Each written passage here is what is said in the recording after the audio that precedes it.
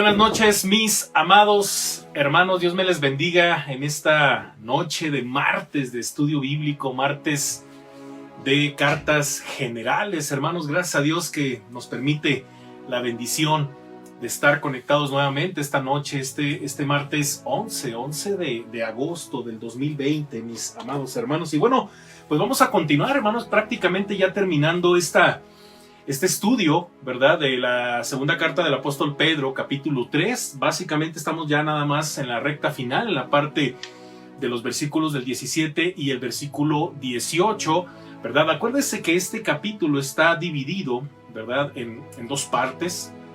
La primera parte que tiene que ver con la segunda venida, de los versículos del 1 al 13 y del 14 al 18, básicamente ya son las exhortaciones finales, ¿verdad? Del apóstol Pedro como pastor a sus lectores. Pues vamos a orar, hermanos, y que el Señor nos guíe. Oramos. Padre, gracias te damos por tu bendición, por las misericordias que has tenido en nuestra vida. Padre, gracias por permitirnos, mi Dios, nuevamente poder abrir tu palabra para reflexionar como iglesia y darnos cuenta, Padre, de que es una bendición el tener una Biblia en nuestra casa, en nuestra mesa. Gracias, Padre, porque como iglesia reconocemos que no solo de pan vive el hombre, sino de toda palabra que sale de tu boca, mi Dios. Que mi vida solo sea un instrumento de gracia en tus manos, en el nombre de Jesús. Amén. Y bueno, hermanos, usted ya tiene por ahí su material, ya tiene por ahí su material, hermanos, preparado, por favor. Acuérdense que esto fue vamos a tener una continuación, ¿verdad? Pero antes yo quisiera leer los versículos que vamos a abordar, hermanos, los versículos de los versículos. Voy a retomar una parte, hermanos, según el material, que tiene que ver con los versículos 16, 15 y 16. Los voy a leer, hermanos, y voy a partir de ahí, hermanos, para que no nos perdamos el hilo de por dónde vamos y bueno, pues tenga su Biblia lista, ¿verdad? Entonces estamos en la segunda carta del apóstol Pedro, versículos, voy a leerlo, hermanos, y dice: y tened entendido que la paciencia de nuestro Señor es para salvación. Ya hablamos de eso también. Como también nuestro amado hermano Pablo, según la sabiduría que le ha sido dada, os ha escrito. También ya hablamos de estos temas. Casi en todas sus epístolas, hablando en ellas de estas cosas, entre las cuales hay algunas difíciles de entender, las cuales es aquí donde vamos a meditar, ¿verdad? Dice: las cuales los indoctos e inconstantes tuercen, como también las otras escrituras, ¿sí?, para su propia perdición. Y bueno, antes de entrar al versículo 17, que básicamente es ya la recta final, 17 y 18, voy a leer, hermanos, en donde nos quedamos, ¿verdad? Y bueno, como un dato importante a considerar para leer las epístolas de los apóstoles, a mediados del siglo, del primer siglo, fíjense que los cristianos, hermanos, confiaban en las escrituras del Antiguo Testamento y en la palabra hablada de los apóstoles. Pero cuando aparecieron los evangelios y las epístolas escritas, los apóstoles mismos estuvieron entre las primeras personas en reconocer la inseparable autoridad divina de estos escritos. O sea, tanto Pedro habla de Pablo como Pablo habla de Pedro y así sucesivamente entre ellos, ¿verdad? ¿Por qué? Porque básicamente una regla para cerrar el canon y para aceptar una epístola, o sea, una carta, pues tenía que ver que fueran apóstoles que hubiesen estado con Jesús. Y bueno, de alguna forma, al leer cartas de estos hermanos, pues obviamente ellos decían: esto es de Pedro, esto es de Pablo, ¿verdad? La cercanía y sobre todo la guía del Espíritu Santo, ¿verdad? Y bueno, una ilustración vívida de este punto es que Pablo declara que las ancianas, fíjese bien, las ancianas de la iglesia, los ancianos de la iglesia, sean tenidos por dignos de doble honor, mayormente los que trabajan en predicar y enseñar. Eso lo leemos en la primera carta del apóstol Pablo a Timoteo, capítulo 5, versículo 17. Muy bien.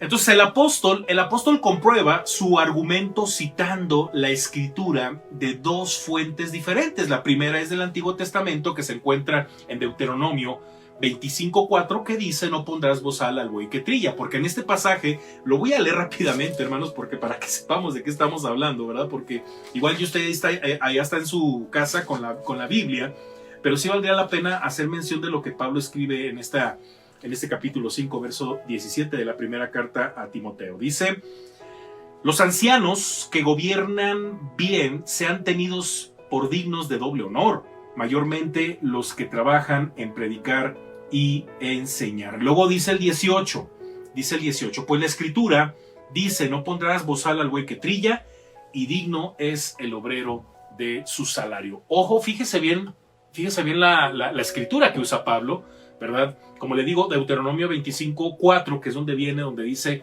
no pondrás bozal al buey que cuando trille o cuando está comiendo, pues no le puedes poner un bozal. La segunda referencia que Pablo utiliza para justificar este argumento del anciano, del ministro que se dedica a la predicación y a la enseñanza, es tomado de los evangelios. Teóricamente, el obrero es digno de su salario. Lucas capítulo 10 versículo 7. Eso lo dijo el Señor Jesucristo. Para el tiempo en que Pablo lo escribe a Timoteo, teóricamente es entre los años 63 y 65 después de Cristo. Algunas partes del Nuevo Testamento ya están en circulación, y son consideradas iguales en autoridad al Antiguo Testamento. Entonces, básicamente, pues, ¿quiénes son los que cierran el canon? Pues son estos hermanos, son los que le dan, son los que dicen: esto tiene autoridad apostólica, pero tiene autoridad, ¿por qué? Porque es inspirado por Dios. Bueno, de todo esto, el apóstol Pedro, ¿verdad?, haciendo referencia de los escritos de Pablo, etcétera, también hace mención, ¿verdad?, de quienes tuercen este mensaje, ¿sí? Y vaya que para hablar de todo esto, hablar de la palabra, hermanos, requiere de mucha dirección del Espíritu Santo, de mucha oración, requiere de mucho estudio, hermanos, y de mucha seriedad, porque por sacar un sermón o por sacar un estudio usted puede decir cualquier cosa, y eso es muy peligroso. Y mucha gente, lamentablemente, hermanos, pues no se toma el tiempo que implica para el estudio serio de la palabra y dicen cualquier cosa. Entonces hay que leer muchos comentarios, porque sí, uno se apoya en algunos comentarios, en hermanos que ya nos han ayudado en la exégesis, en la hermenéutica.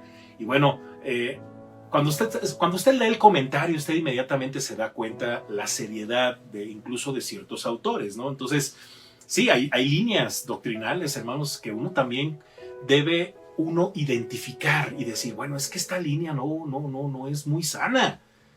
Se pierden en el camino, ¿verdad? Entonces usted tiene que ser muy cuidadoso, hermanos, porque finalmente esto que está escrito, pues fue escrito por estos hombres, pero inspirados por Dios.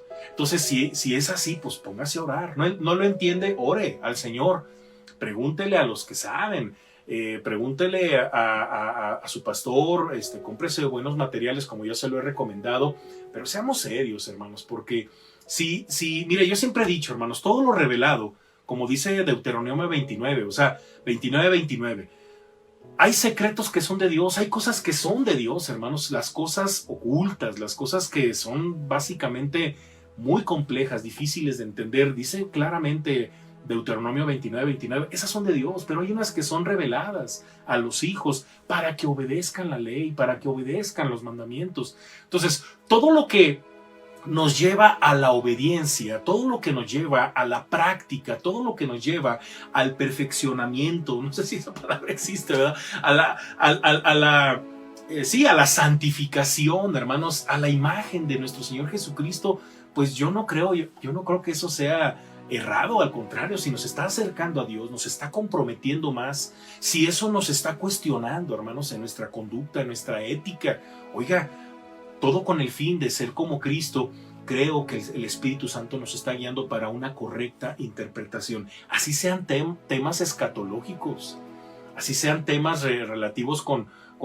demoniología, con angelología, soteriología, tantos temas teológicos que existen, ¿verdad? Porque mucha gente dirá: no, pues es que, pues sí, que pueden variar los criterios, pero con que no varíe el tema de la salvación. No, es que hay que tener mucho cuidado, porque si un estudio de la teología no te lleva a una vida más santa, a una vida que se parezca más a Cristo, hay que cuestionarla. No es simple información, no es una simple decir, bueno, simplemente decir, es que esto significa esto. No, siempre la palabra nos lleva a una reflexión y sobre todo a parecernos a nuestro Señor Jesucristo, porque para eso son las cosas que Dios nos revela, ¿sí? Por eso, hermanos, miren, para el tiempo en que Pablo le escribe a Timoteo, teóricamente, en estos años que ya le comenté, 63-65, algunas partes del Nuevo Testamento ya están en circulación y son consideradas iguales de autoridad al Antiguo Testamento. Y bueno, los apóstoles mismos entonces ejercen liderazgo en la iglesia y dicen a los creyentes que sus epístolas están inspiradas por Dios. Ellos mismos, hermanos, como Pablo escribe, por ejemplo, en la segunda carta a Timoteo capítulo 3, verso 16, que dice, toda la escritura es inspirada por Dios y útil para enseñar, para redarguir, para corregir, para instruir en justicia, ¿verdad? Y bueno, así como Pablo le indica a Timoteo que el Evangelio según Lucas es escritura, bueno, del mismo modo, Pedro escribe que las epístolas de Pablo están a la par en el Antiguo Testamento. Entonces, qué tremendo, qué tremenda reflexión, sobre todo en este tiempo cuando estaba surgiendo la Biblia, cuando se estaban escribiendo estas cartas, lo delicado que era decir, esto está inspirado por Dios, esto no. Qué interesante, ¿no? Entonces, oremos mucho, hermanos, la oración, la guía del Espíritu para entender la palabra. Y bueno, vamos a entender ahora el verso 17, hermanos. ¿Qué nos está diciendo el verso 17? ¿Verdad? Que ya prácticamente son de las últimas exhortaciones. Dice, así que vosotros, oh amados, sabiéndolo de antemano, guardaos, no sea que arrastrados por el error de los inicuos, caigáis de vuestra firmeza. Qué interesante versículo, hermanos. Y es el inciso C de esta segunda parte de este capítulo, ¿verdad? El inciso C, rechacen el error. Esa es la enseñanza práctica del apóstol Pedro, rechacen el error. Pedro hace referencia a las experiencias que los creyentes ya han tenido con los falsos maestros que entraron en la comunidad cristiana con el propósito de ¿qué? De distorsionar el sentido de las escrituras. Sí, qué terrible, ¿no? Cuando alguien te enseña algo que está en la Biblia, pero ni siquiera, no te lleva a ningún lado, simple y sencillamente lo están usando como pretexto para decir algo. Entonces usted debe de ser cuidadoso y estar alerta y decir, a ver, este quiere decir algo y está usando la palabra. Entonces mucho cuidado porque eso es muy común hoy en día, ¿verdad? Y bueno, mire, continuar, hermanos. A ver, estamos aquí, ¿no?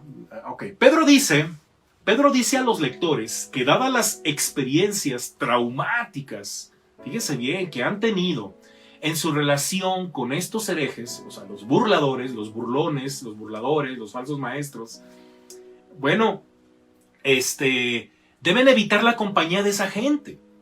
La orden que se usa en el griego indica que los creyentes ya están alerta. O sea, Pedro da por hecho de que pues estos ya saben de qué está hablando Pedro, ¿sí? Sí, entonces ya están alertas. Sin embargo, Pedro considera necesario fortalecer, fíjese bien, su decisión, describiendo las consecuencias de no hacer caso a esta orden. Él dice arrastrados. O sea, es como cuando tú permites, das autoridad, das permiso de que se metan a tu vida.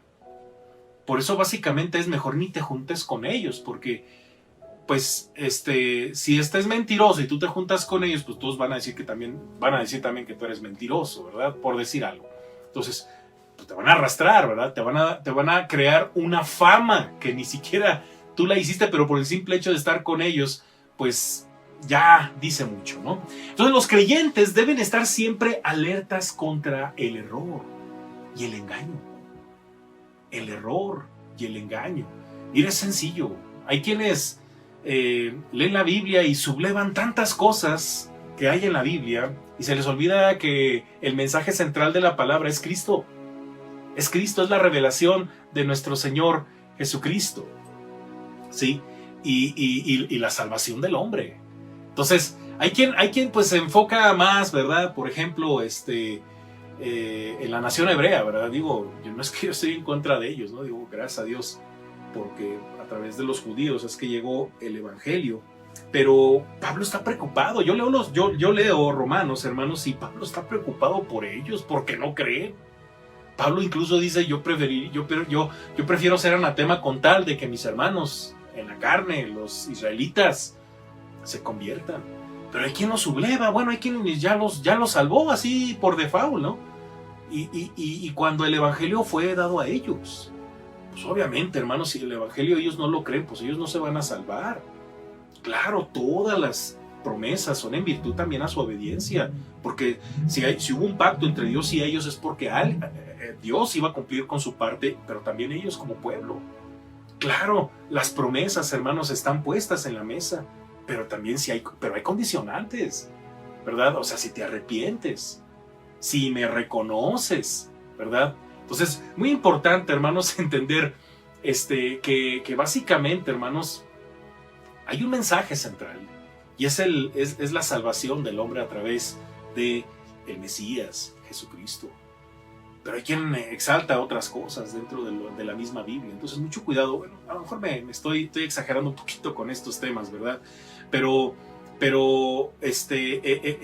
continuar, hermanos, en la compañía de los promotores del error, fíjese bien, implicaría el riesgo de ser arrastrados por enseñanzas engañosas.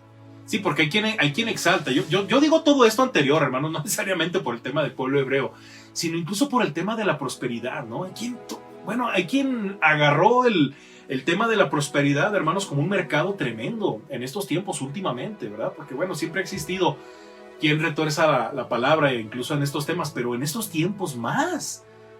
O sea, la sociedad, obviamente, es una sociedad muy materialista, y tú les das por ese lado usando la Biblia, pues olvídate. Y hay mucha gente que es arrastrada con estas falsas doctrinas. La falsa teología de la prosperidad. Y toda esta atribución que hubo hace unos años y todavía, ¿no? De hecho, este libro muy recomendable del pastor John MacArthur, es un libro que yo recomiendo mucho, ¿verdad? Fuego Extraño. Yo le recomiendo mucho ese libro, un libro vetado por muchas librerías. ¿Quién sabe por qué, verdad? Bueno, descúbralo, es un libro muy interesante. Y ahí es donde bíblicamente, ¿verdad? Lo vemos como desde los tiempos de los sacerdotes, los hijos de Aarón, ¿verdad? Echaron fuego extraño, pretendiendo engañar a la congregación, incluso a Dios, ¿verdad? Pero sí cayó el fuego, porque ya había caído con Aarón, ¿verdad? Y toda la congregación se dio cuenta y alabó a Dios. Cuando le tocó a los hijos de Aarón, pues sí cayó el fuego, pero les cayó a ellos porque fueron consumidos por su desobediencia y tantas cosas que pasaron allí, ¿no? Entonces, continuar en la compañía de los promotores del error implicaría el riesgo de ser arrastrados por enseñanzas engañosas, pero la enseñanza siempre va de la mano con la conducta. Esto es muy importante, con la conducta, con la ética. Sí, el mensaje de Cristo es también ético, es ético. ¿Se acuerda cuando le estaban preguntando a Jesús acerca de los últimos tiempos, ¿verdad? De la segunda venida y de la restauración de Israel, etcétera? Y Jesús enfoca más a lo que Él quiere encontrar en su segunda venida. Habla incluso de habrá fe en la tierra, ¿se acuerda? Y esto nos dice que el Señor Jesucristo pues espera vernos diferentes de cómo éramos antes de que Él entrara a nuestras vidas. O sea, sí, Él va a venir, pero ¿cómo nos va a encontrar? Y esto es un asunto ético, la conducta. En este caso, hermanos, ellos pueden observar la conducta, perdón, en este caso, ellos pueden observar la conducta de hombres a quienes Pedro llama malvados. De hecho, Pedro utiliza la misma expresión cuando habla de los de Sodoma y Gomorra, que no tenían principios morales. Ahí en el capítulo 2, versículo 7, si usted recuerda, ¿verdad? Dice, y libró al justo Lot, abrumado por la nefanda conducta de los malvados. Refiriéndose a los de Sodoma y Gomorra, ¿verdad? Porque es el comentario de Lot ahí. Y bueno, estos hombres hacen todo lo que pueden para seducir a quienes acaban de escapar de los que viven en el error. Sí, eso también lo menciona en el capítulo 2, versículo 18, ¿verdad? O sea, pues sí, están en su error, pero su su ministerio, su trabajo es arrastrar a más gente, y eso es diabólico, eso es del diablo. Mire, 2:8, 2:18, nuevamente leemos ahí. Dice, pues hablando palabras infladas y vanas, seducen con concupiscencias de la carne y disoluciones a los que verdaderamente habían huido de los que viven en error, ¿verdad? Entonces, mucho cuidado, hermanos. Miren, por consiguiente, miren que nadie los engañe. Jesús así lo dijo, hermanos, así lo dice en Marcos capítulo 13, versículo 5, ¿se acuerda? Mirad, miren, que nadie los engañe. Entonces, usted es responsable de eso. La iglesia, bueno, el pastor, los maestros, nos comprometemos, hermanos, a cuidar nuestra sana doctrina, a ser sanos en nuestra doctrina, pero también es su responsabilidad cuidarse de tantas cosas que sobre todo ahorita circulan en la red. Tan fácil como prender el celular y, de oír al pastor, pues bueno, mejor voy a oír a otro, ¿verdad? Bueno, qué bueno. A lo mejor lo hace mejor, habla mejor, qué sé yo. Es más atractivo, lo que tú quieras. Pero hay que escudriñar lo que se dice. Porque puede ser arrastrado. Incluso vas a terminar diciendo, no, pues yo estoy mal o estoy bien o ya no sé. Oye, espérame, tenemos una doctrina y por eso la estamos estudiando. Por eso el inciso D de esta segunda parte, ya para terminar, hermanos, el versículo 18, fíjese bien, dice de la siguiente manera. Así termina la carta, hermanos. Antes bien, creced en la gracia y el conocimiento de nuestro Señor y Salvador Jesucristo. A Él sea gloria, honra y hasta el día de la eternidad. Amén. ¿Verdad? Hasta el día de la eternidad. Amén. Un último consejo que Pedro nos da. Dice, crezcan en la gracia. Crezcan en la gracia. Muy bien. Aquí está la última exhortación de Pedro, expresada en forma positiva y firme. Crezcan. Los creyentes ya están madurando espiritualmente, pero Pedro les anima a continuar haciendo. ¿Sí? O sea, el hecho de leer esto y de escuchar esto no significa que está hablando con simples bebés espirituales, ¿verdad? No, es que por eso Pedro escribió esto, porque le está hablando a bebés espirituales. No, ya le está hablando a una iglesia que está creciendo, pero Pedro los anima a que sigan haciéndolo, a que continúen, ¿verdad? A continuar haciéndolo, ya que el proceso de crecimiento es la tarea que les corresponde a los miembros de la iglesia. Este proceso no es un modo de vida pasiva, ¿verdad? En donde dices, bueno, ya soy cristiano, formo parte de una iglesia, nada más prendo el celular o prendo la tele, veo los estudios del pastor, el sermón y voy a crecer en automático. Error, no es pasiva el crecimiento, no es pasivo el crecimiento, sino uno en el que el creyente individual tiene una participación activa. Pedro insta a los creyentes a apropiarse de las cualidades espirituales de la gracia y del conocimiento que Jesús otorga, el conocimiento de Jesús y el conocimiento acerca de Cristo, o sea, el conocimiento de Cristo y el conocimiento acerca de Cristo, ¿verdad? Son una salvaguardia contra la herejía y la apostasía como un medio para crecer en la gracia. ¿Cuánto conocemos a nuestro Señor, hermanos? Ya leíste los evangelios, lee los evangelios. Lee Mateo, luego Marcos, Lucas, Juan, ¿verdad? Léelos y reléelos. Es más, ponte retos, ¿verdad? Por ejemplo, Mateo, Marcos, Lucas son los famosos 3 evangelios sinópticos. ¿Por qué? Porque hay similitudes. Por ejemplo, mientras lees Mateo, ponen una hoja, ¿verdad? Algunos sucesos importantes o algunos eventos, ¿verdad? Y luego compáralo con lo que Marcos registró y lo que Lucas también registró, y es maravilloso. Y luego ya después vete a Juan y dices tú, wow, o sea, acá hay otros registros, hay otras cosas. Y luego el mismo Juan dice, ¿verdad? Si se hubiese registrado todo lo que Cristo hizo, no cabrían los libros en la tierra, en el mundo. Entonces, conozca a Jesús, conozca a su Señor, analice, medite las palabras, sus consejos. Cosas tales como, dale al César lo que es del César y a Dios lo que es de Dios, ¿verdad? Vete, tu fe te ha salvado, ¿verdad? Porque de repente leemos tan rápido o leemos tan superficialmente que nos vamos con la finta de que como se lo dijo, por ejemplo, a una mujer que tenía flujo de sangre, pues como que le dijo, vete, tu fe te ha sanado. No, le dijo, te ha salvado. Y qué profundidad, hermanos, de esas palabras. ¿Sí? Cuando Cuando el leproso le dice, si quieres puedes sanarme, ¿verdad? Y Jesús dice, quiero. Cuando están desesperadas las hermanas de Lázaro, ¿se acuerda? Que Jesús se tarda y que los discípulos cuestionan a Jesús, ¿verdad? Que si realmente estaba durmiendo, y Jesús les dice, no, o sea, Lázaro está muerto, Lázaro murió. Cuando llega a Betania, después de 4 días de que ya Lázaro ya había muerto, lo empiezan a cuestionar, pero Jesús dice, no te he dicho, mujer, que si crees, ¿verdad? Si crees en la resurrección serás salva, y le empieza a decir cosas muy bonitas. Ahora, todo eso, hermanos, es importante en nuestra reflexión para nuestra vida diaria, para las luchas que tenemos. Lo que Jesús mismo dijo nos lo dice hoy. Y ese abrazo que Jesús les daba, ese apapacho que Jesús les daba, que esa misericordia que Jesús tuvo incluso hasta de los niños, la sigue teniendo el día de hoy con su Espíritu Santo, porque es el Espíritu de Cristo el que tenemos. Entonces, cuando usted lee la palabra, lea a Cristo, ¿verdad?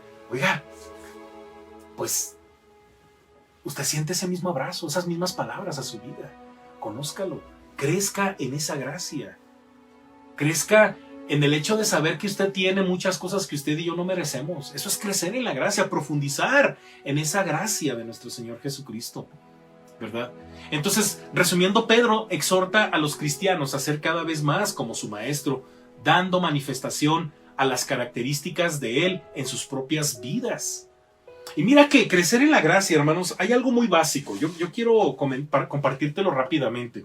Crecer en la gracia, hermanos, lo primero que usted y yo debemos hacer es renovar nuestra mente. Renueva tu mente. Eso no está en el material, pero mira, yo quiero que pongas mucha atención. Cuando hablamos de crecer en la gracia, lo primero que tú y yo tenemos que hacer es renovar nuestra mente. ¿Cómo? Leyendo la Biblia, hermanos. Acuérdense lo que dice Romanos 12:12, ¿verdad? Que no nos conformemos, dice, no os conforméis a este siglo, sino transformaos por medio de la renovación de vuestro entendimiento, para que comprobéis cuál es la buena voluntad de Dios, agradable y perfecta. Para que comprobéis cuál es la voluntad de Dios, agradable y perfecta, ¿no? Entonces, ¿cómo comenzamos a crecer en la gracia? Cuando comenzamos a renovar nuestra mente. Oiga, yo pensaba otra cosa de mí mismo. Yo pensaba otra cosa de mi prójimo. Yo pensaba otra cosa de la naturaleza. Yo pensaba otra cosa del mundo, de las cosas materiales. Yo pensaba otra cosa del ministerio. Me ha cambiado la palabra, mi manera de ver a Dios mismo. Yo tenía a Dios como un Dios chiquito, pero es un Dios grandote. Entonces, renovemos nuestra mente con la palabra, porque ese es el primer paso para crecer en la gracia. Y una segunda cosa, hermanos, debemos estar dispuestos a reconocer nuestras fallas y asumir responsabilidad por ellas. Y así crecemos en la gracia. Si usted es de las personas que dicen, no, yo ya no peco, yo ya estoy en otro nivel. Oye, espéreme. Por eso Pedro dice, sigan creciendo, porque no dejamos de crecer. Y eso implica que constantemente tenemos que reconocer nuestros errores y que tenemos que asumir nuestra responsabilidad ante ellos. O sea, ¿qué significa? Pues hay que cambiar, hay que resarcir, hay que perdonar, hay que pedir perdón, hay que 1000 cosas, ¿verdad? Hay que restaurar relaciones, qué sé yo. Y eso es crecer en la gracia. O sea, y no es que una cosa esté separada de la otra. O sea, lo hacemos en conjunto, renovándonos y haciendo, ¿sí? Y una tercera cosa, un tercer paso para seguir creciendo en la gracia. Y bueno, ya que la confesión debe ser seguida por el arrepentimiento. Mire que debemos de cambiar de vida. Y hemos dicho muchas cosas, sobre todo en este tema del arrepentimiento, ¿no? O sea, saber cuánto Dios nos ha perdonado, disfrutar de su amor nos cambia la vida. Profundizar en ese amor y abonarle, yo siempre he dicho, abonarle más en el evento de la cruz. Oiga, no, si hay un pasaje que a mí me quiebra, es la pasión de Cristo, desde que comienza a orar y le dice a los discípulos, mi alma está triste hasta la muerte, voy a ir a la cruz y me la voy a pasar muy mal, estoy triste hasta la muerte. Jesús le dice eso a los discípulos. Y cuando yo profundizo en eso, hermanos, la verdad yo digo, yo no merezco tanto amor de parte de Dios. 3 veces pidiéndole al Padre, dice Marcos, ¿no? si es posible que pase de mí esta copa, pero pues no se haga lo que yo quiera, sino lo que tú, ¿verdad? Y luego llega uno de sus amigos que estuvo 3 años con él, Judas, y lo entrega a las autoridades. Todavía le da un beso, ¿verdad? La traición de Judas, eso fue doloroso para Jesús. Y bueno, tantas cosas que pasan, ¿verdad? Y luego cuando dice, perdónanos porque no saben lo que hacen, hermanos, esa parte a mí me quiebra. Entonces hay que abonarle a eso, hay que recordar que nos sorprenda su amor, que nos cautive cada vez más su amor por nosotros. Así es, hermanos, y créame que vamos a cambiar. El amor de Dios nos cambia nuestras actitudes. Y bueno, ya para terminar, hermanos, su carta con una doxología, dice, a Él sea la gloria, honra y hasta el día de la eternidad. Amén. Esa es una doxología. Es una forma de terminar alabando a nuestro Dios, ¿verdad? Y bueno, aquí tenemos algo muy importante. La doxología es dirigida a Cristo, ¿sí? La doxología es dirigida a Cristo. Es una alabanza, es una adoración. Ojo, a Dios, pero si usted está leyendo la carta, es una que es dirigida a Cristo. En otras doxologías del Nuevo Testamento es Dios quien recibe la gloria. Al adjudicarle la gloria a Cristo, Pedro indica que Jesús es divino. Jesús es divino. Otra manera de explicar que Jesús es Dios, ojo, es leyendo la doxología de Pedro. Porque él alaba a Pedro, glorifica, Pedro glorifica a Cristo, a Jesús. Dice, a Él sea gloria, honra y hasta el día de la eternidad. Amén. ¿Sí? Entonces, ¿se acuerda el ángel que se le aparece a Juan? Y Juan lo empieza a adorar y Juan le dice, no, levántate, yo no soy digno de adoración, ¿te acuerdas? Oiga, pues no vamos a adorar a quien sea, adoramos a Dios. Y lo que está haciendo Pedro es adorar a Jesús. De hecho, Cornelio, ¿verdad? Cuando ve a Pedro, casi lo adora. Y le dice, oye, espérate, yo soy siervo del Señor. Mucho cuidado, hermanos, porque sobre todo en este movimiento, ¿verdad? De que Jesús no es Dios y todo eso con esta religión, ¿verdad? Que anda con sombrilla, bien vestidos, y andan casa por casa y persuaden a mucha gente, porque pues hacen creerte que saben mucho, pero no saben nada, la verdad. Traen un guión, ¿verdad? Y cuando tú lo sacas del guión, no, se bloquean terriblemente, ¿verdad? Por eso usted debe de estar bien firme en lo que cree y en quién cree. Y Pedro en esta doxología reconoce a Jesús como Dios. Así es, al adjudicarle pues la gloria a Cristo, Pedro indica que Jesús es divino y digno de alabanza en el presente y por la eternidad. Como cuando Josué, otro ejemplo, hermanos, allá en Josué capítulo 5, versículo 14 al 15, previo a entrar a Jericó, se le aparece el príncipe del ejército de Jehová, ¿se acuerda? Con una espada tremenda y Josué le pregunta, ¿eres de los nuestros? ¿O eres de los de allá? Porque pues se ve impresionante, ¿no? Y le dice, no. Le dice, postrándose sobre su rostro, ¿verdad? En tierra le adoró, pero fíjese bien cómo dice el versículo 14, dice, él respondió, no, mas como príncipe del ejército de Jehová he venido ahora. Entonces Josué, postrándose sobre su rostro en tierra, le adoró y le dijo, ¿qué dice mi señor a su siervo?